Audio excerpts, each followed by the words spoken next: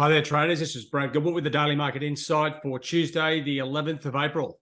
All right, now I hope everyone's had a good Easter. This is going to be a short week, pretty much condensed, obviously, with the Easter Monday. The key data, I'll come into that in a second, but Wednesday's US CPI numbers, a huge focus. Now, just looking at where the markets have opened up, you've got a bit of a risk-on profile here. Okay, US equities going up. You've got the Euro, Sterling, Aussie, Kiwi going higher, and the dollar pairs going down, right? So that's nice and simple. Now, just to connect this to Friday's non-farm payrolls. Okay, now this is a bit of a funny, well, I don't say funny number, but a bit of a different situation because it was on Good Friday, as well as, you know, the market situation where all the US numbers have been coming out weak. Instead of weak numbers giving us a sell dollar situation, it was a flip around, US going into recession, buy dollars, right? Bit of a tricky one. But the yields have bounced back, okay? The Treasury yields, US Treasury yields. So that's taken a bit of a lift off. And if I just come in to look at the data, now the key numbers here, 236, okay, 239 forecast and 3.6, right? So what we got is still good numbers, right? That unemployment rate at 3.5%, I think it's something like 40-year lows or something around there, 50-year lows. So that is still giving the market the idea that the Fed may be raising rates in May. All right. So the US CPI numbers will go a long way towards that. But just understand that's where we're at. I'll come into the charts in just a second. But if I just bring you over here to just checking out what's going on, this is what you need to be doing is try and keep an eye on where things are. And the reports, especially out of Metastock or Bloomberg, will give you this. Futures show a 71.7% likelihood that the Fed will raise rates by 25 basis points. Okay, so this is really good for us. This is valuable information because when we come into Wednesday's CPI number, right, it's 71% factored in. They'll raise by 0.25. Really strong inflation numbers that may blow that out to potentially 0.5%. I doubt it. But really weak numbers, really weak CPI numbers, that means 71% of the market are probably going to unwind that positioning, right? They've gone long dollars already, and that's what we're seeing. Now, if you go through this is what the good thing is about some of these articles. That whole calamity around SVB and the whole banking crisis, you know, across Europe and the US, right? Lending has really tightened up. Okay, so with that, that's going to put extra pressure on the market. So, you know what? Can the Fed afford to raise rates with all that tightening of lending? Maybe not, because maybe it's already happened. That's what they're sort of saying. Okay, so the tightening by all the banks, no one can get money. That's the same as raising rates in the first place. So just be aware of that. So it really sets us up for some big opportunities coming into Wednesday's CPI number. That's pretty much the whole focus. Now, one other thing, just before I go to the numbers, and I purposely left the dollar index and the euro charts here, okay, unchanged. Now, this tells us, right, the market isn't sure what's going on.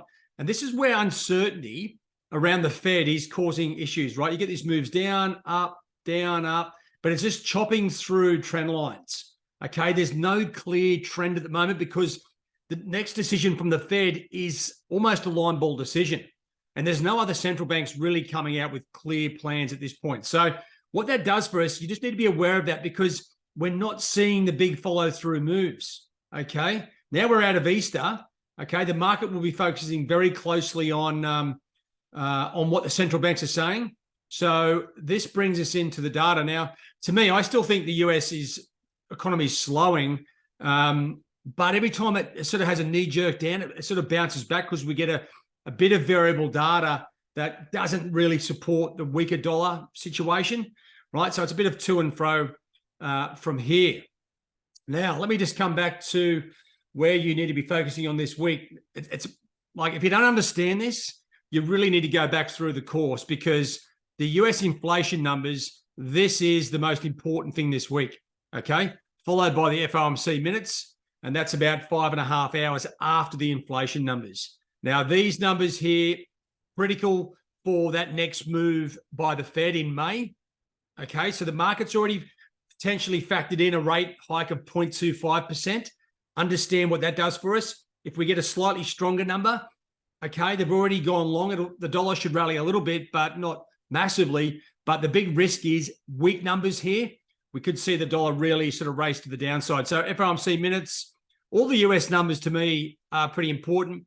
Like US PPI, I'd call that second tier, not like top tier. Retail sales as well. So we're going to have a few answers this week. Most importantly, inflation. And I'll cover that when we get closer to Wednesday around the best trading opportunities. But right now, it's a pretty simple format. When you come back to the screens, if you see US equity futures going up and you see clear direction across the majors, well, that should be quite confident building, right? You should be thinking, well, this is good.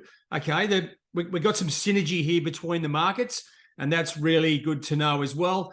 And the good thing is we're not talking about treasury yields just at the moment, right? This is the other aspect. When the treasury yields have a significant move, okay, the yield curve itself, right? There's sort of the long dated stuff here, 30 years. That was, I think it was down here somewhere on, say, Thursday, right? And now it's sort of come back a bit, takes the pressure off the whole recession issue. That recession issue is sort of gone to bed just at the moment, right? So just be aware of that.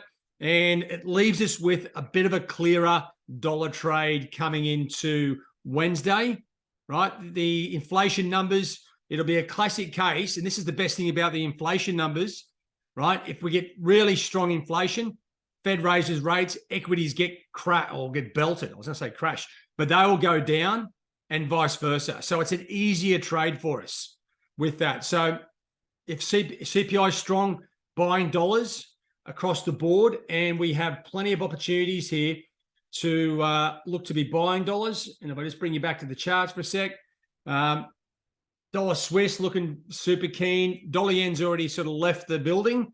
It's a little bit higher. Dollar CAD's doing its best to rally, with oil still hanging around 80 bucks. And I tell you what, there'll be a few shorts here in sterling, euro sterling, Aussie, Kiwi. They could be really set up for a really good trade, almost either side of the market come Wednesday's CPI numbers, right? Strong CPI numbers, okay?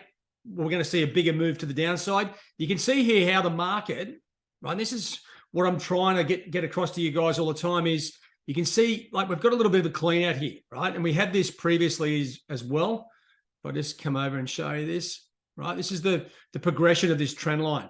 Okay, so you got that trend line here. It's got, 1, potentially 2, 3, 4. It's like looking good. Get a little bit of a clean out, and then it comes back into the range as the data doesn't line up with the move, right? So now we've got a situation where this trend line, okay, once again, it's broken, but no one's really willing to take it on, right? This is another clean out of stop losses. Maybe people getting short. Now the squeeze back up is getting there. I know it's a little bit overbought. So I'm still keen to get short euro, but with Wednesday just around the corner, it's probably worth waiting for that data. And if anything, I'd be drawing in the new sort of trend lines there. Like you got the start of a trend line here, and I'll draw them all because just to show you how it's done. But that's it. So Wednesday's the key day, right? I just clear the screen there. You can start to see where these sort of resistance lines are coming in on the top side. We've got that nice trend line break. So back towards 109, okay, that's the key level. So for me, you got the new or the old support line acting as resistance, and you got the new resistance line all coalescing at that point, right? So that's the key number for me. If it comes to Wednesday's numbers, we get weak US CPI, I'd be looking to go along above that.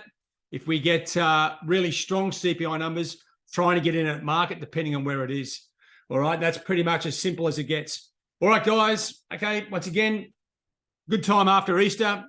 Hope you had a good break. Refresh your charts. Start to get focused on the next best trading opportunity.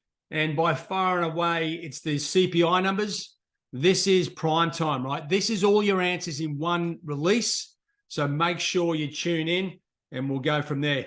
I mean, of course, you got the Bank of Canada rate decision, like, and all this other stuff, but this is controlling most of the major pairs.